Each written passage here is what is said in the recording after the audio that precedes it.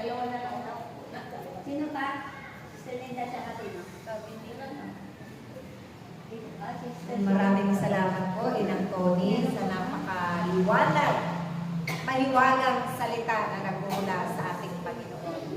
Ito yung kaiwagaan at kapangyarihan ng kanyang salita na ibig ng Diyos sa ating mga buhay. Ano po mga kapatid? Ito yung ipinaabot niya lagi, ipinapaalala niya sa bawat isa sa atin. Dahil tayo po bilang tao ay madalas nakakalimot. Madalas pinanghihinaan ng loob. Madalas maraming agam-agam, pag-aalinlangan, takot sa ating mga buhay. Subalit sa kabila ng lahat ng yan, nakapatwas, sa kabila ng mga unos na yan, na kanyang pinilintulutan, dito naman tayo tinitiling ng Diyos hanggang sa tayo ay maging dalisay ang ating puso't kalooban. Mahubog tayo. Dahil isa yan sa paghuhubog ng Diyos sa bawat pananampalataya natin. Amen? Iba po, mga kapatid?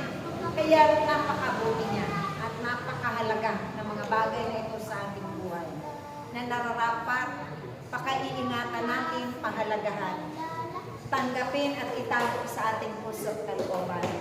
Sundin at sumang-ayon tayo. Dahil sa pagsang-ayon natin, naroon yung biyaya at presensya ng Diyos. Amen? Malakas na palakpak sa ating Diyos sa buhay. At tayo po ay nadamo na sa pag-join puso. Ay,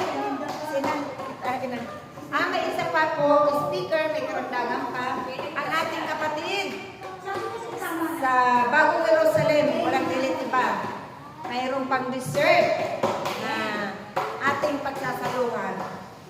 Yung pagkain natin na maraming na kain sa maghapong ito, maliban sa physical na merienda natin kanina po, ito ibubusilin pa rin ng ating Panginoon, ng ating Espiritu, ng ating mga kaluluwa.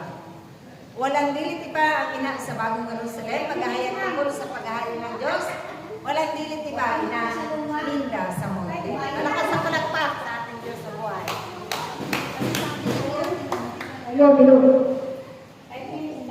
5 minutes.